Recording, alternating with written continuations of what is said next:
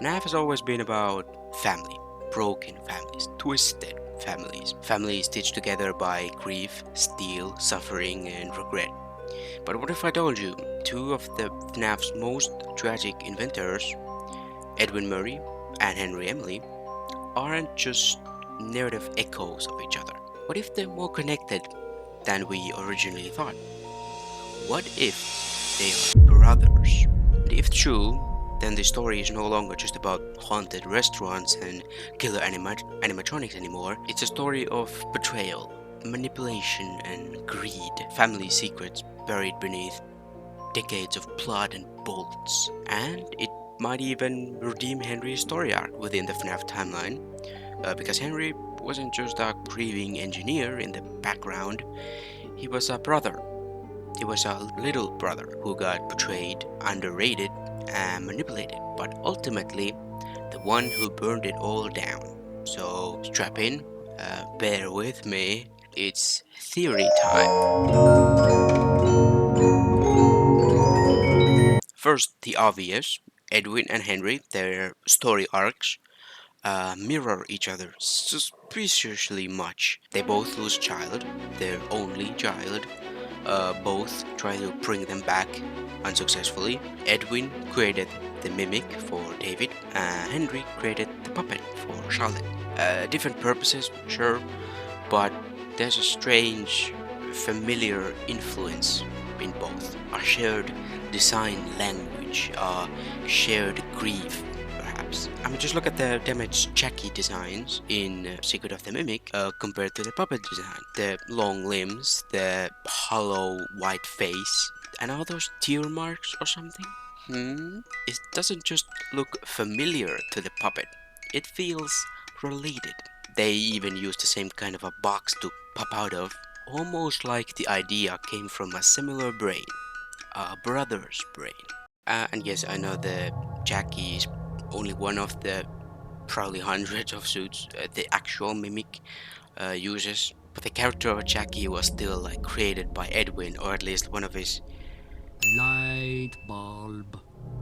Or could it have been Henry's design? Like still Henry's design? Because you know what? I'm not touching that. Make up your own mind. I'm gonna leave that there. But the similarities don't end there. After they both lose everything, they isolate themselves. They cut themselves off from the world, grieving in silence, alone, broken, and haunted by their own creations. Ultimately, to be betrayed by the good old W.A. William Afton, the Purple Guy! This can't be just coincidences, right? But need more proof? In Secret of the Mimic, Edwin made a videotape calling someone Hen. I got the change order from Hen last night. And everyone's consensus in the community is that this is Henry. Edwin even has a cool nickname for him. So, and like everyone pointed out, this is a name that you wouldn't call just a business partner or an associate or a colleague. It feels friendly. This is a name reserved for someone closer, like a friend or a brother. And Edwin calling him Hen, which short for Henry, whatever, but Hen is a female chicken. That's kinda odd, but that would be kind of a name a big brother would give his little brother, who never quite measured up. Here's where this theory cracks wide open, because this single line that made me want to make this video in the first place opens the Pandora's box of timeline implications, at least in my head. It all started as a family business, probably for William as well, like maybe Fredbear's singing show was his dad's creation or whatever, but also here, Murray's costume manor, built by Edwin and Henry's father. And Edwin was the golden child, the brilliant, the respected, the future of robotics, whatever, while Henry was just Hen, the brother, the assistant in the back, watching greatness but never owning it. So here's my new proposed timeline of events. We don't 100% know how this partnership began in a very FNAF fashion, but somewhere during the 1970s, Edwin's and Henry's father passes away, leaving the company in the hands of his sons, and are left dealing with it in their own different ways. But eventually, Edwin stepping into the spotlight after a helpful nudge of courage from his wife, Fiona. Ed, honey, how are you holding up? I just heard the news. I don't know. This is all so much. He's gone. He's gone, and now everyone is asking me what to do? And I don't know anything. I can't run a company. I'm not ready. I can't fill his shoes. He knew it. Everyone knew it. The company is going to collapse, and they're all going to hate me. Ed, you'll figure it out. Just take a deep breath. It's your company now. Your dad believed in you. Otherwise, he wouldn't have left it to you. I guess so. If you could change anything you wanted, what would it be? Maybe rebrand? We could start making some of my inventions for real. Determined to turn his inventions into reality, the company shifted under his hand and evolving with rapid innovation. Ed, you're not going to want to hear this, but there's a lot of grumbling on the work floor. You have a lot of new ideas and new projects coming in, but the staff can't keep up with all your changes. Your creative energy is amazing, and I love you for it. But I think you need to step back a little and focus on one project at a time. But that left Henry, as jealous as ever, fed up with Edwin's dismantling of their father's company. He starts losing faith in his brother, and that's when good old William Afton enters the picture. The slick, sharp, manipulative bastard William, who isn't a genius, not in the traditional sense at least, but he knows how to read people. He sees something in Henry, a need, a weakness. He sees Henry not just as a partner, but as a pawn. He tells Henry, something like, Edwin's holding you back. You're the real mind behind all this. Let me help you build something better, you know? And Henry, the desperate to matter and hungry to be seen, betrays Edwin, making a deal with the devil, William. At first, Henry starts by leaking things like just schematics, files, plans, staff contacts, etc. Small things, just enough for William to kind of catch up and start building his own empire. William becomes a genius effectively overnight, not by devoting hours into study, but speed running every shortcut possible. An unearned level of genius, but genius nevertheless. And brick by brick, William uses it to lay the foundation of what will become Fazbear Entertainment, a company built on betrayal. Soon, Fazbear Entertainment becomes a client with MCM, despite their father's warnings against them. Edwin, never forget. They're behind it. Don't trust them. Never tell them. They want to destroy you. Dad was right. Maybe for a while there was peace, or perhaps more, a real friendship between William, Henry, and Edwin, the head of Fazbear, the head of the MCM, and Henry, who was beginning to change sides, sort of a joker card juggling both sides, the glue that held this friendship together.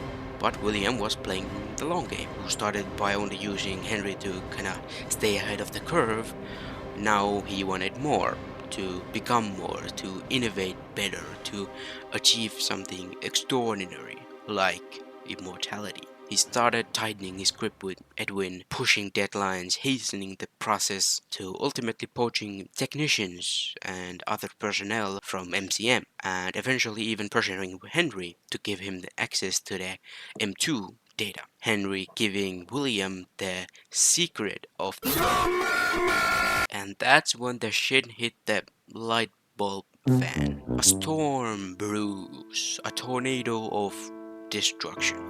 William's pressure, Henry's betrayal, whether or not Edwin figures that out, Fiona's death, David's death, and now the mimic, Edwin's greatest creation, turning violent. Edwin loses everything. His wife, his son, his brother, and finally himself. And whether or not the mimic killed him or just replaced him and locked him in isolation or whatever, like we don't know that yet. Maybe a future Fredbear Family Diner DLC will answer that, please. But Edwin's life is over. But anyway, Henry and William, they have an empire to build. Fazbear becomes a household name. The animatronics are a sensation. Birthday parties with endless lines of laughing children. The jingle plays on TV of Fredbear and Friends, and the characters show up on lunchboxes and whatever memorabilia, toys, whatever. The parents open their wallets without a second thought. Money floods in. Business is booming. And for a while, it's everything they both dreamed of. And Henry, he's essential now. He's a creator, he's the co-founder, a name that matters to the legacy of Fazbear. People smile at him, his investors shake his hand. Like, finally, he matters. But, as we know, in this world, success always comes at a cost. 1983. Both of these men suffer heavy losses in 83. Not getting into debate which came first, the bite of 83 or Charlotte's murder. You can make up your own headcanons about that, whether it was William's greed of being the best that made him kill Charlotte, or as revenge for the bite of 83, since it was the Springlocks that were made by the Murrays. Both work, in my opinion, so whatever you feel, I don't care. Let me continue. Henry's ideas are finally being recognized, and just like Edwin before him, his innovations start to surpass William's own expertise in robotics. But William, the narcissistic obsessive who's consumed by the need to be the best, can't stand being outshined again, and his jealousy twists into something dark. Henry's daughter, Charlotte Emily, is murdered outside his own restaurant by none other than William Afton. It's only now that I understand the depth of the depravity of this creature, this monster that I unwillingly helped to create. As if what he had already done wasn't enough. He found a new way to desecrate, to humiliate, to destroy. The man Henry thought was his partner, the man he trusted, the man he empowered, the man who used him, the man who stole everything, now tore apart the little family Henry had left. Henry can't prove it, he can't say it out loud, but he knows, deep down he knows who did it. And worse, he knows it's all his own fault.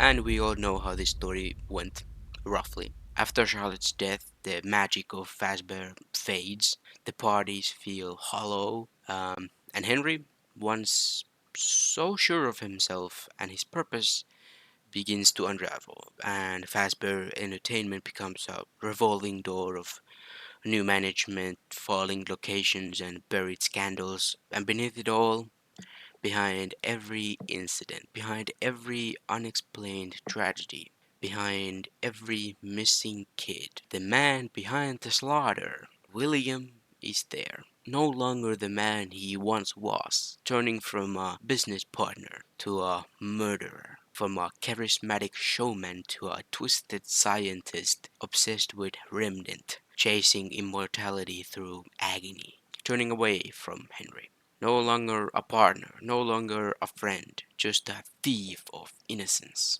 stripping joy from children, warping fantasy and fun into fear and fire, to finally getting his comeuppance. A Springlock failure.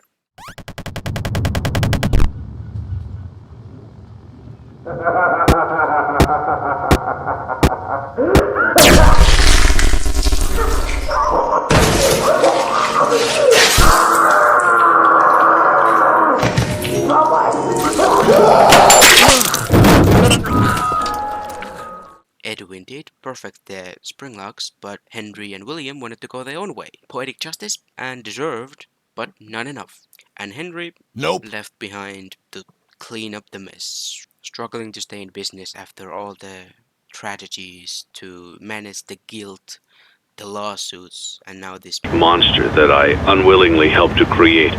Henry disappears. Decades later, Henry returns, no longer just the jealous brother or the forgotten partner, but now as the man with the final word. The animatronics, the ghosts of the missing kids, and the agony of everything that started this, all gathered in one final place. Connection terminated. I'm sorry to interrupt you, Elizabeth, if you still even remember that name. But I'm afraid you've been misinformed. You are not here to receive a gift, nor have you been called here by the individual you assume, although you have indeed been called. You have all been called here, into a labyrinth of sounds and smells, misdirection and misfortune. A labyrinth with no exit, a maze with no prize. You don't even realize that you are trapped. Your lust for blood has driven you in endless circles, chasing the cries of children in some unseen chamber, always seeming so near, yet somehow out of reach. But you will never find them. None of you will. This is where your story ends. And to you, my brave volunteer, who somehow found this job listing not intended for you. Although there was a way out planned for you, I have a feeling that's not what you want. I have a feeling that you are right where you want to be. I am remaining as well. I am nearby. This place will not be remembered, and the memory of everything that started this can finally begin to fade away, as the agony of every tragedy should. And to you monsters trapped in the corridors, be still, and give up your spirits. They don't belong to you. For most of you, I believe there is peace, and perhaps more, waiting for you after the smoke clears. Although for one of you, the darkest pit of hell has opened to swallow you whole.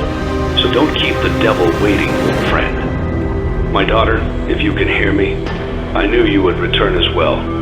It's in your nature to protect the innocent. I'm sorry that on that day, the day you were shut out and left to die, no one was there to lift you up into their arms, the way you lifted others into yours. And then, what became of you? I should have known you wouldn't be content to disappear. Not my daughter. I couldn't save you then, so let me save you now. It's time to rest, for you, and for those you have carried in your arms. End communication.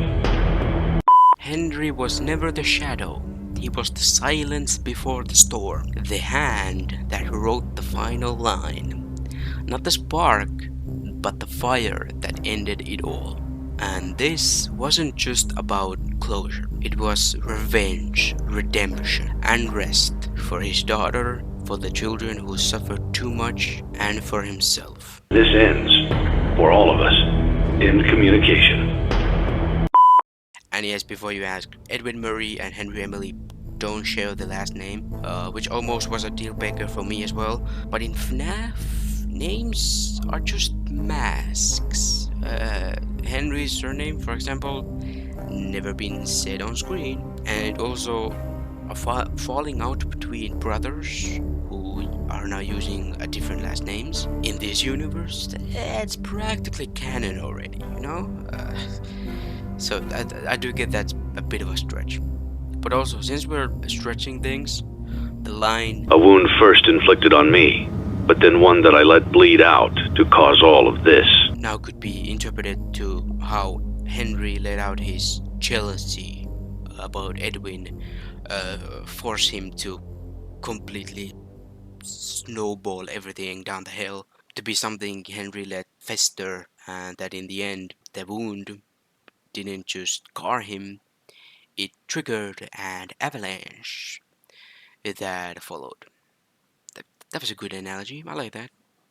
So, in conclusion, this theory doesn't just connect the dots, it rewrites, recontextualizes the entire narrative. It takes Henry, this side character, the overlooked, envious, grieving engineer, and finally gives him a central role in the story. And hey, if they're not brothers, then somehow FNAF created accidentally one of horror's most tragic mirrored character arcs in history. But if they are brothers, then FNAF is no longer just a ghost story. It's a family tragedy. So, is this a perfect theory? No, no. It wouldn't be a theory if it was. And there might be several plot holes in this video that I'm just waiting for people more knowledgeable than me to tell me in the comments and tear this whole video apart. But honestly, I kind of welcome it. I'm curious and I'm not perfect, so please do tell me how I'm wrong. But also, I feel there has to be some kind of a connection between Henry and Edwin, since their stories are so similar. Like, it just can't be a coincidence. Like, and with this theory, I'm just kind of throwing the idea out there to hoping it sticks, I guess. And yeah, this idea may not be perfect or fit into the larger timeline. Before roasting me, ask yourself, does it make the timeline tighter? The portrayals deeper, the beef between William and Henry that we never got too much of an insight into makes so much more sense now. The complexity of this partnership becomes so much richer and deeper. The story intriguingly more complex, and Henry's story finally matter. I think absolutely. But hey, that's just a theory. A FNAF theory. I'll see you in the next one, and thanks for watching.